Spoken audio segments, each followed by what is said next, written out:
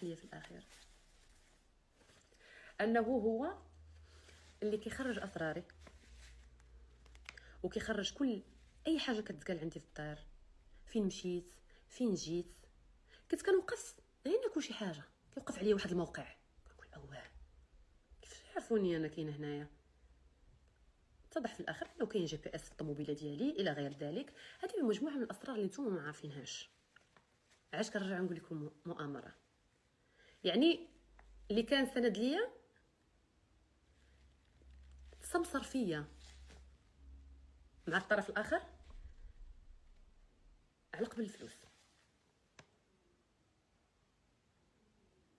بينما الفلوس وسخ الدنيا. ولكن الغدر فين ممكن انه الانسان يخبع وجهه من الله سبحانه وتعالى؟